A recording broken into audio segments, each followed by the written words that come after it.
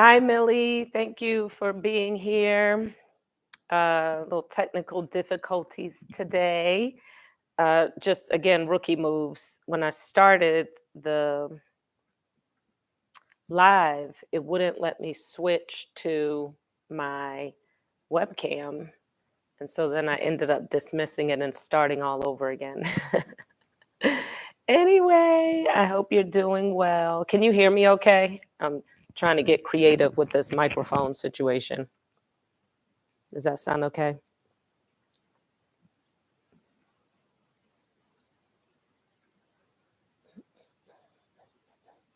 Perfect. Thank you.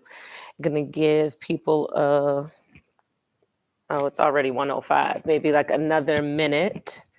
Thank you. Glad you're well. It is flurrying here, which yay, so exciting. Snow. Some people will say, "Oh, you live in Boston, you should be used to it." What does that even mean? I never know what people are talking about when they say that. So, all right, well, I'm going to get started. Thank you for being here consistently. And for anybody who watches on the replay, please put in replay in the comments or in the chat so that I can come back and look at your comments and address you properly. And it's sunny there. Hopefully, it is also warm, which is not warm here, but that's okay. Life has seasons, we have seasons, and we move on. But thank you so much for joining me for day 7 of Forward to Fulfillment. Today is about taking bold action. None of this, I tell people a vision without action is just a dream. And what's the point in having all these really cool visions for our lives if we're not taking action to actually make it to that point? I remember actually starting the Good Old Girls Network was a bold action for me. For many, many years, people would ask me, "Are you a life coach? Do you do life coaching? Do you have any training courses?" And I would say, "No, I'm not a life coach. I consider myself a pathfinder. I, generally speaking, don't work with people one on one, but I really enjoy conversations with groups of people that help them advance." And why this didn't occur to me before, who knows? But the time is now, it's here. I'm excited. It's bold for me because I typically have, again, these conversations with people in silos. When you put yourself out on the internet, obviously you leave yourself open to lots of critiques and criticisms and all the things. But in practicing what I preach, when you're confident in where you are and what you're doing, when other people disagree with it or don't like it, again, cool. I have settled it for myself. Therefore, flattery and criticism go down the same drain, and I am yet free. So I have arrived to a place where I am willing to discuss these concepts that I believe in. I think they will be helpful for other people in order to move themselves forward. And, enough of facades. I want people to trade the facades for fulfillment and just know that no matter what you do, people will have something to say about it. There are times where I come across people and they are very comfortable being themselves. They don't really do things that aren't uncomfortable for them. They're good at saying no, but it still doesn't feel good to them because they haven't really yet arrived at a place where there's an understanding that you will not please all of the people all of the time, and that oftentimes our way of living, no matter what that is, excuse me, is going to tap a button somewhere for someone. As I mentioned earlier in the week, that is theirs to deal with. Whenever we have an emotion, whenever someone else has an emotion, they have to tend to it, to dig in, to figure out what is it that's causing that emotion. Bold actions mean different things to different people. one of the things is, where in your life could you make a bold action that would make you a little uncomfortable? Right? And it could be something as much as speaking to your neighbor. That might be a bold action where you may have assumed something about this person for so long, and today you're deciding that you're going to walk over and say hello. That might be a very bold action for you. Maybe you're shy, or maybe you have a way you feel, you have an opinion about something that you think would be helpful online, but you've not wanted to say something about it because you don't want the backlash. Maybe even posting about something is a bold move for you, or bold action. So no one can decide what that is, but I would like you to think about what a bold action would be for you and take a step.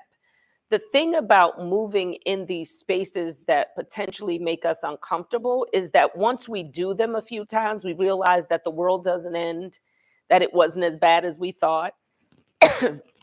Excuse me. Oh, I don't have a cup of anything today. I'm breaking my own rule. Anyway, I am going to get a cup of something after this. But recognizing that those bold actions release us, right? We get it off our chest. We say what it is that we wanted to say, and then we feel better about it. And people have to deal with how they feel about what it is that we're offering to the world. They can always scroll, they don't have to engage. And when people choose to, if they're coming for understanding, I'm always open for that. Even if the way you expressed yourself isn't the most tactful, but I feel like you're really there for understanding and a conversation, I'm all in. But the trolls, no, thank you. You don't have to engage. So I remember when I wrote my book, and I call myself the accidental author. Well, thank you, Millie. I'm so happy to hear that. I call myself the accidental author, and you know how I feel about labels already. So if a friend tells someone that I'm just meeting, Monica wrote a book, and they say, "Oh, you're an author," and I said, "No, I wrote a book." And they say, "Well, that's being an author in my book." You can label it what you want, but for me, I don't know if um, putting sometimes when you do that, not sometimes, when you label yourself, people put you in a box. Oh, she's an author.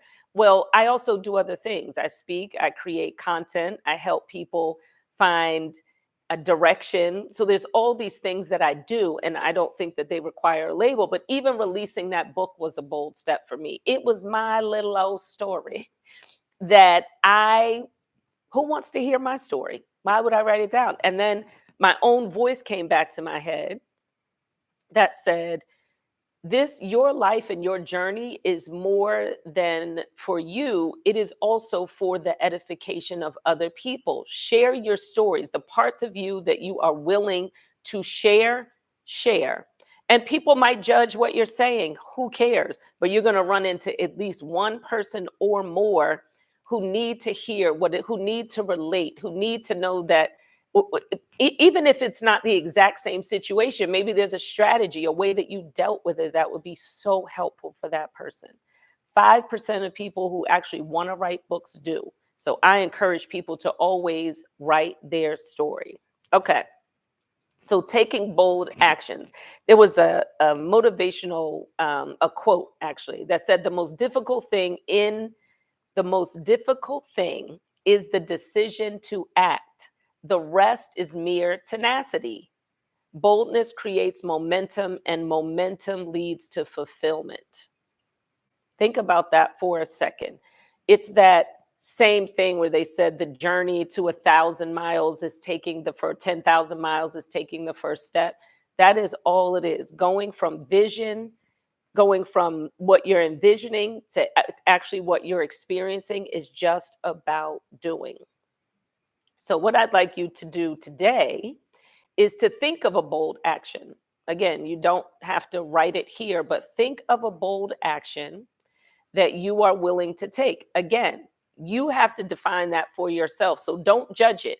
If it feels like a bold action to you because it makes you go, I don't know if I can do that, or I don't know if I should do that, then it's a bold action. And again, earlier, for whoever just joined us on the call, it could be something as speaking to your neighbor, because maybe you had this perception of your neighbor. And today you're going to walk over and say hello.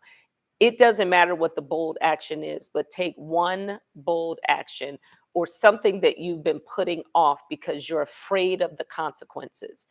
Knowing again or showing yourself that taking that bold action, the world is still going to keep spinning on its axis. Hopefully, the sun will come out tomorrow. The point is, your bold action won't be the reason why things fall apart or fall down.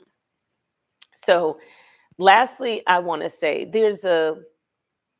I read a lot and see a lot of videos about being enough and that people, wondering if they are enough. And it's so interesting to me. That's a concept that I often tell people to dig into, because what does enough mean? Enough for whom? Enough for what?